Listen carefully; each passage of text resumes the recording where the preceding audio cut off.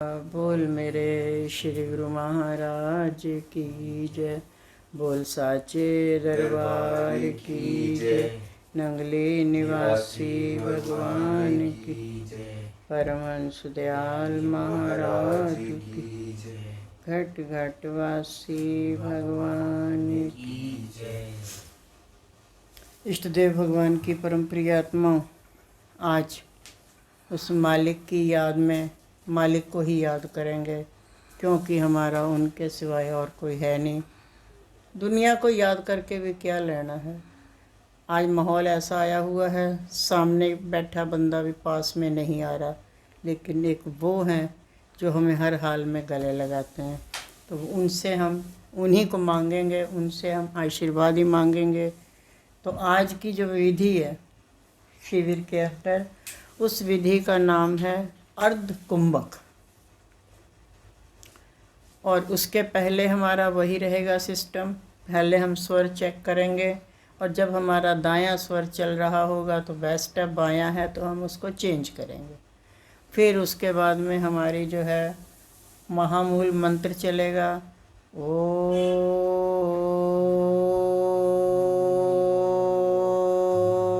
शिव शिवाय। ओम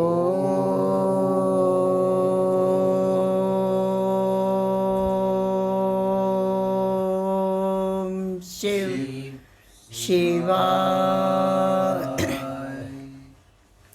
ओम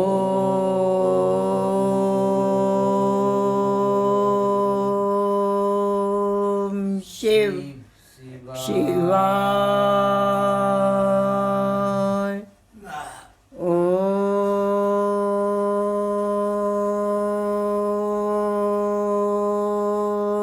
शिव शिवाय। इसको करने के बाद जब हम थक जाएं, तब फिर हमने अजपा में चले जाना है। और फिर हम अब आज की जो विधि है अर्धकुंभक, उसको शुरू करेंगे। उसके लिए ये विधि बहुत अच्छी है, बहुत प्यारी है, मगर थोड़ी सी डिफ़िकल्ट है। अब आपने वो की है, त्राटक की है और वो भ्रामरी की है, भस्त्रिका की है, उसके अकॉर्डिंग ये विधि थोड़ी सी कठिन है, थोड़ी सी, ज़्यादा नहीं है। लेकिन ये है कि जो चीज़ जितनी मुश्किल से मिलती है वो चीज़ उतनी ही ज़्यादा आनंददायक होती है। दादा गुरु महाराज जी को आपने अक्सर देखा होगा, उनकी ऐसे चौकड़ी लगी होती, थोड़ी ये चौकड़ी चौड़ी रहेगी इस तरीके से। और इस विधि को करने के लिए जो इस तरीके से ऐसे चौड़ी विधि है, और इसको करने के लिए हमने कुछ नहीं करना। ये नाखून से नाखून को जोड़ के ये मुद्रा बनानी है, और इसको बना करके हमने हाथों पे ऐसे रख लेना है। और शरीर को भी हमेशा हमारा यही रहता है कि आपको अपना मेरुदंड सीधा रखना, अर्थात रीढ़ की हड्डी सीधी रखनी। लेकिन ये एक विधि ऐसी है जिसमें आपने झुक के बैठना है इस तरीके से। ये पहली विधि और पहली और आखिरी ही है। आरती में भी पढ़ते हैं, तले की वस्तु गगन ठहराए। तले की वस्तु ऐसे, इसमें वही चीज़ यहाँ पे दादा गुरु महाराज जी ने करके दिखाई है। इस मुद्रा को पकड़िए, पहला स्टेप, 1 ये, 2 ये, 3 शरीर ढीला, 4 कोने को हमने यहाँ गले के साथ, जहाँ ये थायराइड का है यहाँ लगाना है ऐसे। पर हमने सिर को नीचे करना है, पर निगाहें ऊपर करनी है इस तरीके से।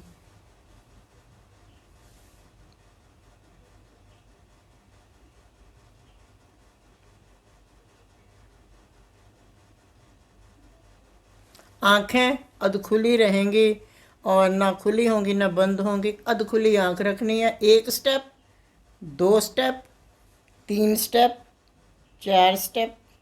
जीभ को तालू से लगाएंगे। शब्द हमारा आधा आएगा आधा जाएगा, श्वास के साथ जैसे अजपा में चल रहा है वैसे का वैसा ही चलेगा। और इसको हमने करना है। लेकिन जैसे ही इस तरीके से आप सब लोग इसको ध्यान से देखिएगा, 1 2 3 ऐसे बैठे हो, जी। 3, 3 में मतलब सीधे बैठे हैं। सारी विधियां जितनी भी होती हैं उनमें हमारा मेरुदंड सीधा होता है, और हम भी यही कहते हैं कि जब हमारा मेरुदंड सीधा होगा तो हमारा ध्यान का जो श्वास है वो बड़े आराम से चलेगा। लेकिन एक ये वाली विधि ऐसी है जिसमें हमने अपने मेरुदंड को ढीला छोड़ना है, और इसमें 1 2 3 4 और इस तरीके से आँखों को ऊपर चढ़ाना, गगन में लेके जाने के लिए, तले की वस्तु को गगन में लेके जाना, अर्थात हमारी जो सुरती है पिंड देश में जो फंस रखी है इसको हमने धीरे धीरे धीरे धीरे उठा करके ऊपर गगन में ले जाना, अर्थात मालिक के श्री चरणों तक। गगन तो हमारा कब आएगा, पर हम मालिक की याद में तो खो सकते हैं ना, तो उसमें लेकर के जाएंगे। और इस तरीके से जो है हमें करना है, और आँखों को अध खुला रखना है। लेकिन उसके बाद एक लास्ट का स्टेप आएगा, वो ध्यान से देखना है। अब आप मैं दोबारा से रिपीट करके बताएंगे। 1 2 3 4, यहाँ पे 3 और ये 4, निगाहें ऊपर 5, श्वास में अजपा चलेगा और आंखें अध खुली रहेंगी। और जब हमको ये लगे कि सिर दर्द होने लग गया है या हमें कोई परेशानी हो रही है तो हम चुपचाप धीरे से आँख को करेंगे बंद। ध्यान से देखना आप सब लोग, धीरे से आँख को करेंगे बंद और सिर को ऐसे सीधा ले जाएंगे, और सीधा ले जा करके फिर हम अपनी अजपा की मुद्रा में चले जाएंगे। गुरुजी कितनी देर तक करना है? इस क्रिया को हमने तब तक करना है जब तक हम थक न जाएं, और जब हमें ये लगे कि इस विधि को करने में हो सकता है आपके सिरों में दर्द होनी शुरू हो जाए, क्योंकि एकदम से जो है हमारी तो निगाहें मन की उसको देखती हैं ना, वो गगन को कौन देख रहा है, पर ये जो निगाहें हैं ये मन के मतलब की चीज़। अरे ये फ़ोटो कितनी अच्छी है, ये पिक्चर कितनी अच्छी है, ये नाटक कितना अच्छा है, वो सामने पार्क कितनी अच्छी है, वो ये इतना अच्छा है, वो इतना अच्छा है। तो क्या है, हमारी निगाहें ये माया की चीज़ों को, तले की वस्तुओं को, अर्थात माया की चीज़ों को देखने की कोशिश करती है। हम इसको गगन में ले जाने की कोशिश करेंगे तो उसमें दिक्कत आएगी। उसमें शरीर को भी थोड़ा सा लगेगा भी अच्छा भला मुंडी घुमा के ये चलते थे बंदे, और जा कर के जो है इस तरीके से करते कराते जो है, पर ये हुआ क्या इनको, ये क्या मुंडी नीचे करके निगाहें ऊपर। तो ये वाली जो क्रिया हमने की है तो ये शरीर को भी लगता है, मन को भी लगता है ये क्या है, तो क्या शरीर थोड़ा सा थकने लगता है। और ये इस क्रिया को आप ज़्यादा से ज़्यादा, कोई टाइमिंग नहीं, कोई कुछ नहीं, आपको जब भी लगे कि आपकी आंखें थकने लग गई हैं या सिर में भारीपन आ गया है, तुरंत देखिए और उसको जो है धीरे से जो है आँखों को बंद कर लेना। पहला काम करना आँखें बंद करनी, पहले सिर नहीं उठाएंगे, पहले हमने आँखों को बंद करना है, और आँखों को बंद करके फिर उसके बाद धीरे धीरे धीरे धीरे सिर को ऊपर करेंगे और फिर हम उस पर अजपा पे चले जाएंगे। कुछ ही समय के अभ्यास के बाद हमको ऐसा लगेगा कि वास्तव में कुछ तो था, ये हमने क्या किया, कुछ तो था।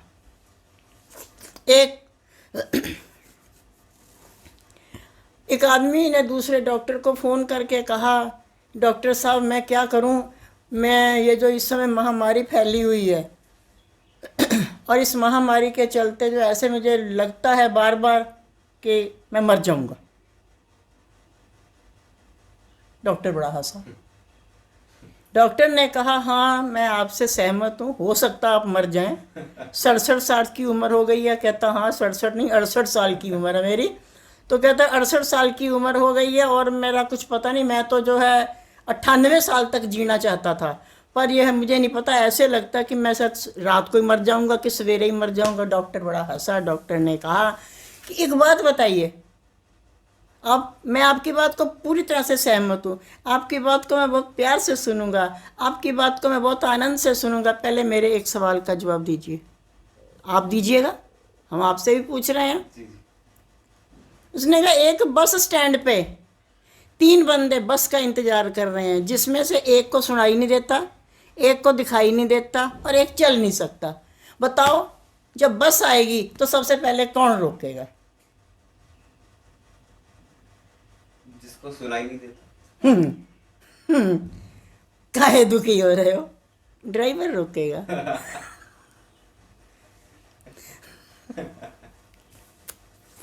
तो आप उन्हीं के चक्कर में गए। जब तक गाड़ी चला रहा है तो ड्राइवर नहीं रोकेगा, तो अंधे बहरे लूले लंगड़े क्या करेंगे? ड्राइवर रोकेगा। फिर एक और आया मैसेज, एक और अजीब सा सवाल आया है कि ये बताइए,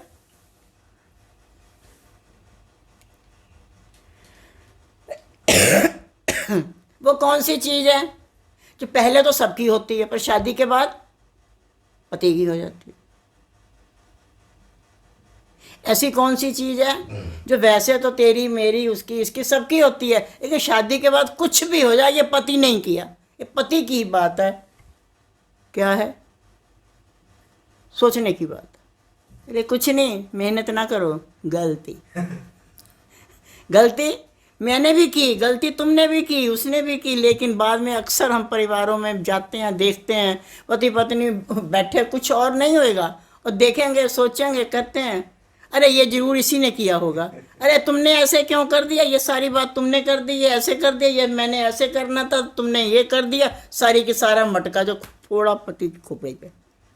जब हम अपने माहौल को, ये बात मैंने इतनी इसलिए बताई है, जितनी देर तक हम इन क्वेश्चन आंसरों में उलझे हुए थे, याद आया कि हम मर जाएंगे? विचार आया कि अरे हम कभी मर जाएंगे?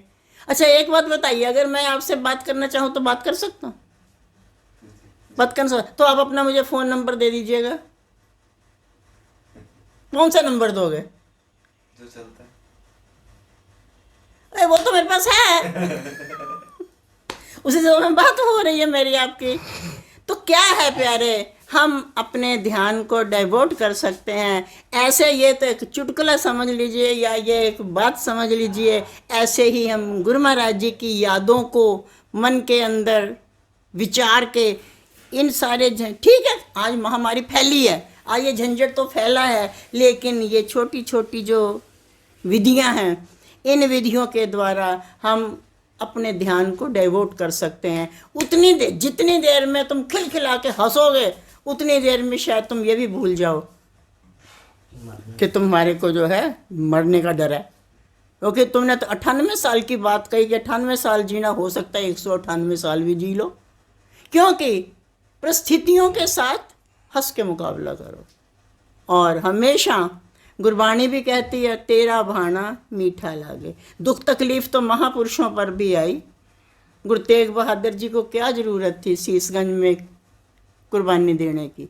क्या उन्होंने अपने 3 बच्चों को साथ में क्यों कुर्बानी दिए? आज ऐसी कोरोना फैली, तब औरंगजेब की फैल रखी थी।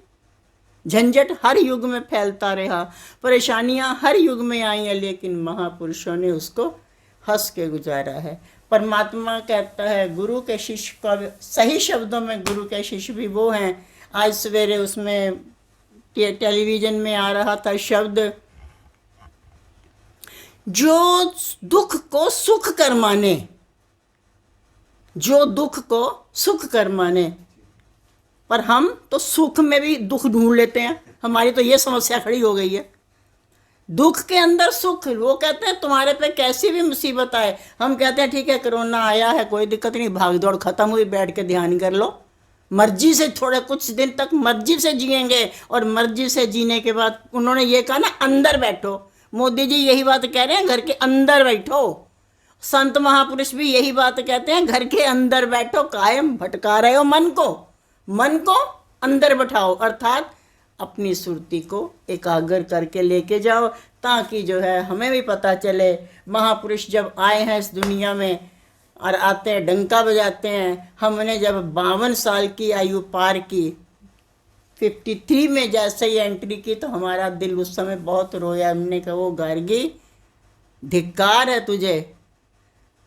श्री गुरु महाराज जी ने 52 साल की उम्र के अंदर अंदर सब करा कर के नाम का डंका बजा के, दादा गुरु महाराज जी के नाम का झंडा लहरा करके 52 साल की उम्र में घर घर में आके समा गए, घट घट में आके समा गए और शारीरिक लीला को समेट लिया। लेकिन धिक्कार है तुझे, तुझे तो ये अपने आप को भी संवारना ना आया। क्या कभी हमें अपने आप पे दुख आया है? बस ये कर लें, आज बढ़िया सा खाना खा लें। आज हमारा ये लखनऊ की बात है, जब कुटिया में रहते थे बाई जी के साथ, तो अब तो खैर बच्चों की शादी आदि हो गई है, काफ़ी पुरानी बात है। तो एक लड़की थी प्रवेश, बहुत छोटी सी थी। उसका जब कुछ खाने का मन होता था ना, जैसे मान लीजिए उसका जलेबी खाने का मन हो रहा है, तो कहते थे मम्मी आज मुझे ऐसा लगता है गुरु महाराज जी को ना जलेबी का भोग लगना चाहिए। तो उसकी माँ ने हंसते हुए कहना, तो सीधा कह देना प्रवेश के तुझे जलेबी खानी है, गुरु महाराज जी को क्यों? कहती नहीं मम्मी, मेरे को आप भले मत देना, पर आज लगता गुरु महाराज जी को जलेबी का प्रसाद लगना चाहिए, जलेबी का भोग लगना चाहिए। तो जलेबी बन गई और गुरु महाराज जी को लग गया, सबको दे दिया, उसको नहीं दिया। मम्मी केवल प्रसाद तो दोगे ना, नहीं जलेबी देनी मुझे, मत दीजिए। बहुत छोटी सी थी, अब तो शादी आदि होगी, तो मत मुझे दीजिए। पर मम्मी वो गुरु महाराज जी ने जो भोग लिया, भोग तो हम खाएंगे कि नहीं खाएंगे, प्रसाद तो मुझे दे ही दीजिए थोड़ा सा। ये भी एक भाव है, गुरु महाराज जी के लिए हम ये भोग बनाएं, गुरु महाराज जी को ये खिलाएं, गुरु महाराज जी को ये खिलाएं, फिर उनका जो शीत प्रसाद होगा हम खुद भी ऐसे ही ध्यान के द्वारा हम गुरु महाराज जी को ऐसे रिझाएं, हम गुरु महाराज जी को इस विधि से रिझाएं। बीच बीच में कई बार शिविर लगा करके बहुत सी विधियां हमने बताई हैं। कोई भी एक विधि को ले लीजिए तो मन के अंदर ऐसा विचार हमारा जरूर आना चाहिए कि गुरु महाराज जी तुम कौन सी विधि से खुश होते हो, ये एक बार बात बता दो। कभी हमारे मन में नहीं आया, हमें ये आता हम कैसे खुश होते हैं। आज हमें पकौड़े खाने को चाहिए, आज हमें जबेली खाने को चाहिए, आज हमें बाहर घूमने को चाहिए, आज हमको ये चाहिए, आज हमको वो चाहिए। हमने आज तक कभी ये नहीं जानना चाहा कि हमारे गुरुजनों को क्या चाहिए। स्वामी जी के साथ रहे, हमने कभी ये जानने की कोशिश नहीं की कि हमारे स्वामी जी को क्या पसंद है, हमारे गुरु महाराज जी को क्या पसंद है। हम अपनी पसंद में उनकी पसंद खोज लेते हैं, ऐड कर देते हैं। हमें इमरती पसंद है, या हमें लड्डू पसंद है, या हमें बर्फ़ी पसंद है, XYZ जो भी, हमें पकौड़े पसंद है, हमें पसंद है ना, गुरु महाराज जी को भोग लगवा दो। गुरु महाराज जी तो मूंगी की दाल खाते थे, इसका नाम नहीं कोई लेता। तो प्यारे, जीवन में बहुत से उतार चढ़ाव आते हैं। ये बात एकदम से दिल को लगी हुई है जब मोदी जी कहते हैं घर से बाहर नहीं निकलना, घर के अंदर ही रहिए, घर में रहिए, सुरक्षित रहिए, घर में रहिए और सुरक्षित रहिए। और हम जो भागते हैं बाहर को, अरे मास्क लगा के चल पड़ेंगे, हम ये करके चल पड़ेंगे, पर भागेंगे जरूर, ठीक है। समय अनुसार भागना है, जाना है। ये दुनिया में तो वैसे ही भागदौड़ मची पड़ी है। यहाँ पे ये भी हम सोच सकते हैं कि हम ये सोचते हैं कि शायद हम बाहर नहीं जाएंगे, कमाएंगे नहीं, बच्चों का क्या होगा।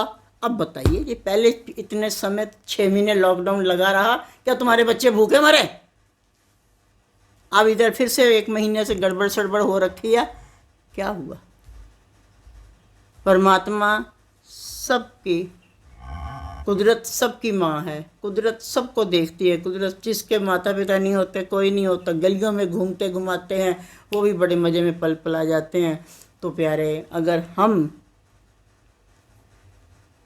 मालिक की याद के अंदर बैठे रहेंगे तो क्या मालिक हमारी याद नहीं करेगा? करेगा।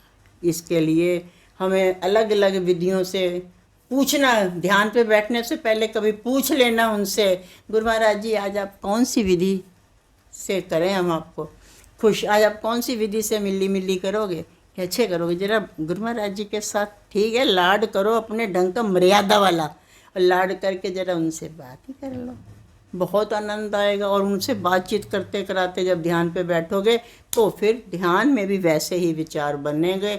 ध्यान का मतलब यही होता, हमारे विचार ऐसे को जा रहे हैं, हमने उनको ऐसे ले करके आना। तो प्यारे, ये जीवन में कई प्रकार के उतार चढ़ाव चलते रहते हैं। ये तो चलते रहते थे, चलते रहते हैं और चलते ही रहते रहेंगे, मगर उसमें भी हमको जो है तरीका खोज के, विधि खोज के आराम से अपना मार्ग ढूंढना है। अगर हमारे पास जीटी रोड बढ़िया सी चली रही है, अब ये राजू गाड़ी लेकर के जाता है, बढ़िया सी सड़क अगर चली रही है और चली रही है तो उसमें तुम्हारी गाड़ी भाग रही है, तो क्या तुम्हारी कलाकारी हुई? टूटी फूटी सड़क है, उबड़ खाबड़ है, ये है वो है, कलाकारी तो तुम्हारी है कि उस खाई खड्डों में से बड़े आराम से रास्ता निकालते हुए जाएंगे। ऐसे ही जीवन में भी हमारे बहुत प्रकार के उतार चढ़ाव, उठा पटक, फलाना ढिमाका, टूटी फूटी सड़कें और बहुत कुछ चलता रहता है। एक कुशल ड्राइवर, कुशल मालिक, कुशल गुरुदेव हमें रास्ता बताते हैं कि ये चाहे कितनी भी टूटी सड़क है, ये चाहे कैसा भी रास्ता है, लेकिन अगर हम इस रास्ते में इस ढंग से जाएंगे तो फिर बड़े आराम से हम अपनी मंजिल पर पहुंच सकते हैं। तो हमें अपनी मंजिल पे पहुंचना है, ध्यान को बदलना है। जो माया की तरफ का है, तले की तरफ को जा रहा है, माया की तरफ, उसको हमने गगन की तरफ को लेकर के जाना है। और इस विधि को हम सब प्रयोग में लाएंगे। तो बाकी इसी के साथ ही वाणी को विराम देते हैं। एक सवाल, जो लोग जिनका वजन ज़्यादा है, जिनको बैठने में दिक्कत है, उनको ये विधि करने में समस्या होगी, तो उनको क्या करना चाहिए? कोई दिक्कत नहीं, कुर्सी पे बैठ के कर लो, कुर्सी पे बैठ के कर सकते हैं। बड़े आराम से। ठीक है, चौंकड़ी नहीं लगेगी ना। और तो भगवान ने घुटने भी वहीं दिए, हाथ भी वहीं दिए, नाखून भी वहीं दिए, सब कुछ वही है। उस पर बैठ के भी हम कर सकते हैं। कुर्सी पे बैठ के पैर ही तो लटकेंगे, कोई दिक्कत नहीं। घुटना तो है ही है, इस जो हमने घुटने पे रखना और इसको रख करके जो है फिर हम अपनी क्रिया को फिर से करते चले जाएंगे। इसी के साथ ही वाणी को विराम देंगे। बोले जयकारा बोल मेरे श्री गुरु महाराज, बोल साचे दरबार की, नंगली निवासी भगवान की, परमहंस दयाल महाराज की, घट घट वासी भगवान की। मेरे श्री गुरु महाराज की जय, बोल साचे दरबार की जय, नंगली निवासी भगवान की जय, दयालु परमहंस दयाल महाराज जय। प्यारे, आज का ये जो दौर चल रहा है बहुत ही खतरनाक कह लीजिए, या आप ये सोच लीजिए कि बहुत ही चिंताजनक दौर चल रहा है। और इस दौर के अंदर कई तरह से एक से एक झंझट आ रहे हैं, और वो सारे के सारे जो झंझट हैं शरीर संबंधी है, आत्मा संबंधी कुछ भी नहीं। शरीर के लिए ही दिक्कत आ रही है, सारी परेशानियां भी जो है वो शरीर के लिए ही हो रही हैं। और शमशान के अंदर लाइनें लगी हुई हैं, ऐसे लाशें रखी हुई हैं कि देखने के बाद दिमाग कांपता है कि प्रभु ये सब क्या है, ये कौन सा झंझट आन पड़ा है। प्यारे, एक छोटा सा मैसेज देके, छोटी सी बात को कह के भी हम वाणी को विराम देंगे, क्योंकि ज़्यादा लंबा टाइम नहीं लेंगे। आपको भी अपना देखना है, बहुत दूर दूर से आए हो सब लोग, और सबको दूर दूर अपने घर भी जल्दी वापस जाना है। ठीक है, आज आन पड़ी है। एक बात का ध्यान रखिएगा कि शरीर की मौत होती है, आत्मा की नहीं। शरीर हमें आज ये मिला, कल को दूसरा मिलेगा, परसों तीसरा मिलेगा। शरीर तो हमारे बदलते रहेंगे, लेकिन आत्मा नहीं बदलेगी। इसलिए हमने अपनी आत्मा का बचत करते हुए, ताकि हमारी आत्मा कहीं भटक ना जाए। अभी इधर इसी बीच के अंदर मैंने खुद अपना एक्सपीरियंस बताते हैं, मौत को ऐसे देखा है बिल्कुल पास में, और बिल्कुल ऐसे रहा कि जैसे बिस्तर पे मेरे साथ मौत सो रही है। हाथ पैर में इतनी भयंकर दर्द और इस तरीके से पूरा शरीर दर्द, और ये नहीं समझ में आ रहा था कि ये प्राण अब किधर से निकलेंगे। उस वक्त यही बात आती थी कि कहते हैं महापुरुष, बड़े बड़े लोग जो है आए हैं, जो संत महापुरुष, एक ही बात को कह गए हैं कि जब 1000 बिच्छू एक साथ डंक मार दे उतनी पीड़ा होती है आत्मा को शरीर से निकलते समय। और मुझे उस समय ये लग रहा था कि 1000 से भी लगता, 1 0 और समझ लो, 10,000 बिच्छुओं ने एक साथ डंक मारा और पूरे रोम रोम के अंदर दर्द उठी हुई थी, पूरे शरीर को इतना हो रखा था। लेकिन फिर भी एक बात फिर भी नहीं। यह घटना शुरू हुई थी लखनऊ में, और लखनऊ में जब ये तबीयत खराब हुई, सबसे पहले बेहोश हो गए और ये 48 घंटे तक होश नहीं आई, 5-6 डिग्री तक बुखार भी गया, सब कुछ रहा। उस वक्त जब होश में आने के बाद धीरे धीरे मन में 2-3 बातें आ गई। वो जो परमात्मा है ना प्यारे, जिनके हम बच्चे हैं, वो बड़ा कारसाज है, उसके अंदर ऐसी पावर है, बेशक हमें वो दिखे या ना दिखे, क्योंकि हमारी तो आंखों में मोतियाबिंद आ रखा है ना, लेकिन उसकी जो आंखों पे कोई भी पर्दा नहीं है, वो हमको हमारे हृदय के अंदर क्या चल रहा है वो इसको भी देख रहा है। जब लखनऊ की बात आई तो मेरे मन के अंदर श्री गुरु महाराज जी 1 सेकंड के लिए तो हुआ कि मालिक तो हैं, लेकिन ये नहीं समझ में आ रहा कि अगर हम लखनऊ से दिल्ली जाते हैं तो मुझे तो देखने वाला भी कोई नहीं है, कौन तो पानी पूछेगा कि आपके दोनों बच्चे भी बीमार पड़े थे, इनकी भी तबीयत ठीक नहीं, इधर भी बुखार चल रहा है। तो वहां से चलते समय 2-3 बातें आई। एक कि गार्गी यहाँ से तो चलना चाहिए, क्योंकि ऊपर का पोर्शन है वहां पे आश्रम पे तो बहुत तपता है, वो तो मार्च के महीने में ही आग उगलता है, क्योंकि ऊपर कोई छत के ऊपर तो आश्रम के ऊपर मतलब कुछ बना हुआ नहीं है, खाली है, छत ही छत है। छत भी तप जाएगी, बड़े बड़े कमरे हैं तो दीवारें भी तप जाती है, सूरज इधर से निकलता है, इधर छिपता, पूरे सूरज की इधर सूरज निकलता है तो बेड पे आती है धूप, और जब सूरज छिपता है तो बेड पे आती है, तो पूरा मतलब बेड हमारा पूरा सर्दियों में भी गर्म रहता है इस तरीके से। लेकिन उस समय वक्त में मन में आया कि गार्गी हमें दिल्ली चलना चाहिए, क्योंकि यहाँ तो आग बरस रही है, ये बच्चों को भी पानी नहीं सूट कर रहा, तो कैसे क्या करें। लेकिन तुरंत दूसरा ही मन में विचार आया, गार्गी वहां तो कोई पानी भी नहीं पूछेगा और खुद ही सब करना होता तो कैसे करेंगे। यहाँ कम से कम वो कौशल्या की बहू अनीता है, तो चलो कम से कम मैं टाइम पे रोटी पानी तो दे रही है ताकि हम दवाई वगैरह ले सकें। अब कैसे क्या करना है, मन के अंदर एक बात सी आ गई। उस समय शायद वहां से तो हम यहाँ पहुंच गए, क्योंकि वो भी सारे बीमार हो चुके थे, उनकी भी सबकी तबीयत बहुत खराब हो गई थी। अनीता के बुखार, पंकज के बुखार, माता के बुखार, और सब एक लाइन से, इधर ये दोनों बच्चों के बुखार। उस समय शायद नंगली निवासी भगवान बहुत करीब से मेरे को सुन रहे होंगे और उन्होंने कहा, अच्छा बेटे, मुझे छोड़ के अनीता पे भरोसा तुझे, अनीता तुझे खाना खिलाने वाली है, मेरे को छोड़ के तुम अनीता पे भरोसा कर रहे हो।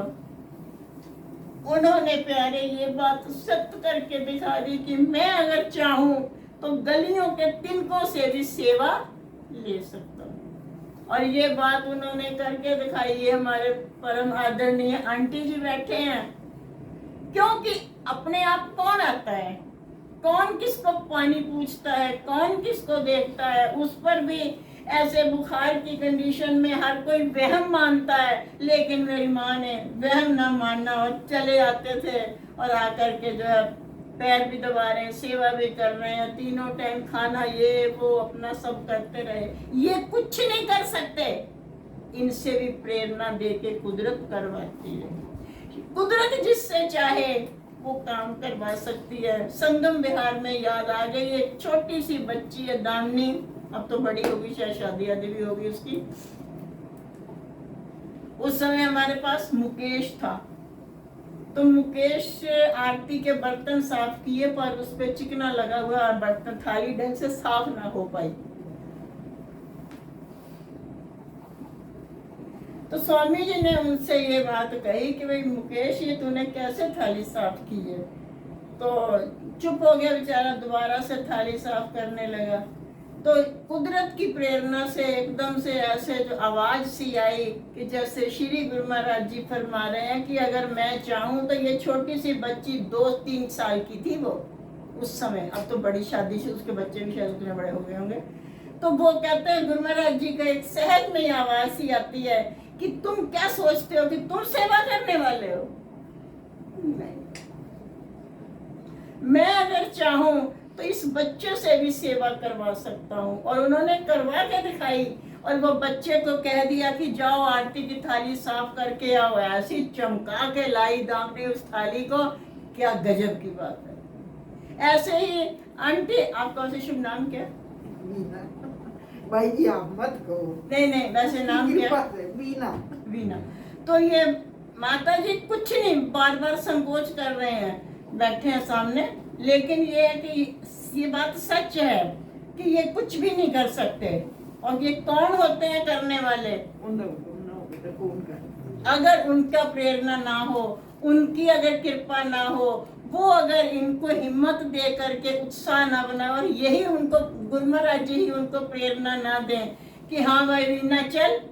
गुरु महाराज जी ने भी सोचा होगा कि चल भैया वीना को पकड़ते हैं, कि तुमने जो है हद कर दी गार्गी, मुझे छोड़ के, मतलब गुरु महाराज जी ने सोचा मुझे छोड़ के अनीता पे भरोसा तुझे? अरे गार्गी, मैं तो कितनों को लगा लूं। हालांकि लॉकडाउन जिन बच्चों पे पूरा भरोसा था संगत के ऊपर कि हाँ आएंगे, ऐसा माहौल बना कि कोई आया ही नहीं। और मजबूरी है किसी की, नहीं आया। मगर ये आंटी जी, हमारे माता जी, अपने आप कुदरत प्रेरणा करने वाली है। कोई भी प्यारे किसी की से नहीं सेवा कर सकता, कोई भी नहीं कुछ कर सकता, लेकिन जिससे वो चाहे तो अपने आप वो कुदरत करवा सकती है। इस बीच में हमने बिल्कुल मौत को ऐसे देखा, बिल्कुल पास से देखा, और शरीर कांपता, रात को भी दिक्कत रही, सवेरे भी दिक्कत रही, और समझ में नहीं आता था कि प्राण अब गए कि अब गए, ऐसी कंडीशन रही। लेकिन वो 6 तारीख का चढ़ा बुखार, ये परसों उतरा है, और आज आप सबसे दर्शन हुए, आप सबसे मुलाकात हुई। श्री गुरु महाराज जी आप सब पे कृपा बना के रखें। आप अपने घर में रहिए, सुरक्षित रहिए, सेफ रहिए और भजन सिमरन करते रहिए, ताकि शरीर तो एक दिन जाना ही जाना है। शरीर तो आज नहीं गया, कल चला जाएगा, जाना ही है, लेकिन आत्मा ये हमारी नहीं भटकनी चाहिए। इसका हमेशा ध्यान रखना है। शरीर तो मरते ही रहेंगे, आते रहेंगे, रावण भी आए, राम भी आए, कृष्ण भी आए, कंस भी आए, हिरण्याकश भी आए, प्रहलाद भी आए, लेकिन कुछ तो अमर हो गए और कुछ अपना नाम बदनाम कर गए। तो हमारा ये जो नाम है, अब बैठे हैं बात कर रहे हैं, एक समय आएगा शरीर ऐसे का ऐसा ही रखा होगा और बोलने वाला ये जो बोल रहा है ये बीच में नहीं होगा। तो हमें ये खोज करनी है कि ये जो बोलने वाला है ये कहाँ रह रहा है, इसको खोजना है, इसको देखना है, इसके बारे में हमने जरूर रिसर्च करना है। बड़े बड़े पढ़े लिखे आज कबीर जी पे PhD कर रहे हैं। स्वामी जी भी अक्सर ये बात फरमाया करते थे कि क्योंकि वो तो अंगूठा टेक है, पर उन्होंने आध्यात्मिक पढ़ाई को इस ढंग से पढ़ डाला कि कि आज बड़े बड़े पढ़े लिखे लोग पीएचडी किए जो मौत पता नहीं कितना एमए शमे पढ़े हुए और आज उनके ऊपर पीएचडी कर रहे हैं कि आखिर इनके अंदर कौन सी लाइब्रेरी खुली हुई थी जिसके होते इन्होंने जो है अपना आनंद में जीवन बिताया। तो आप सब भी प्यारे अपने घर में रहें, सुरक्षित रहें। हमारा सबका आपको प्यार है, आशीर्वाद है। श्री गुरु महाराज जी आप सब पे कृपा बना करके रखें। बोलो जयकारा बोल मेरे श्री गुरु महाराज की जय। बोल साचे दरबार की जय। नगली निवासी भगवान की जय। परमहंस दयाल महाराज की जय। घट घट वासी भगवान की जय। वासी भगवान की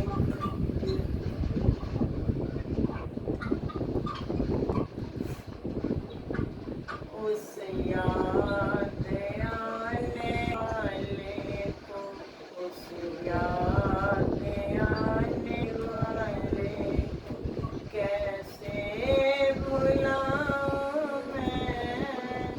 प्राणों में बसने वाले के बलिहार जाऊं मैं, सदा बलिहार जाऊं मैं। उस याद आने वाले को, उस याद आने वाले कैसे भुलाऊं मैं। प्राणों में बसने वाले के बलिहार जाऊं मैं, सदा बलिहार जाऊं मैं। वे कहते हैं भूल जाना याद कर हमें, ना याद कर हमें। वे कहते हैं भूल जाना याद कर हमें, ना याद कर हमें। दिल को लगे जो आग, तो दिल को लगे जो आग कैसे बुझाऊं मैं। प्राणों में बसने वाले के बलिहार जाऊं मैं, सदा बलिहार जाऊं मैं। उस याद आने वाले को, उस याद आने वाले कैसे भुलाऊं मैं। प्राणों में बसने वाले के बलिहार जाऊं मैं, सदा बलिहार जाऊं। खोले रखूं या बंद करूं आँखों के द्वार को, आँखों के द्वार को। खोले रखूं या बंद करूं आँखों के द्वार को, आँखों के द्वार को। इन आंसुओं के भेद को, इन आंसुओं के भेद को कैसे छिपाऊं मैं। प्राणों में बसने वाले के बलिहार जाऊं मैं, सदा बलिहार जाऊं। उस याद आने वाले को, उस याद आने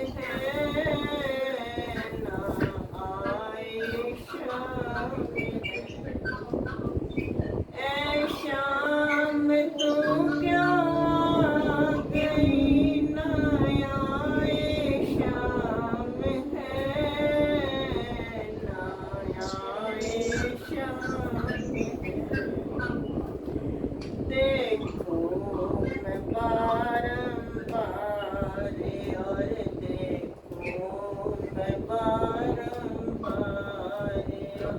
उनको बुलाऊं मैं प्राणों में बसने वाले के बलिहार जाऊं मैं सदा बलिहार जाऊं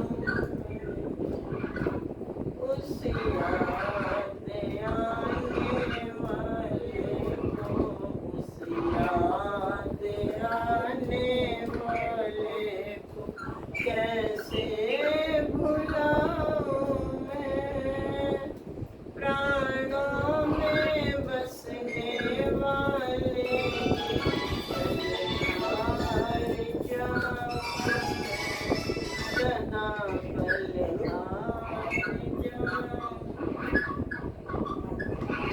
पर्दे में रहना चाहो तो आँखों में आप सो आँखों में आप सो पर्दे में रहना चाहो तो आँखों में आप सो आँखों में आप सो कहता है दासन दास ये कहता है दासन दास ये खुशियाँ मनाऊं मैं प्राणों में बसने वाले के बलिहार जाऊं मैं सदा बलिहार जाऊं उस याद आने वाले को उस याद आने वाले को कैसे भुलाऊं मैं प्राणों में बसने वाले के बलिहार जाऊं मैं सदा बलिहार जाऊं मैं उस याद आने वाले को उस याद आने वाले कैसे भुलाऊं मैं प्राणों में बसने वाले के बलिहार जाऊं मैं सदा बलिहार जाऊं मैं सदा बलिहार बोल जयकारा बोल मेरे श्री गुरु महाराज बोल साचे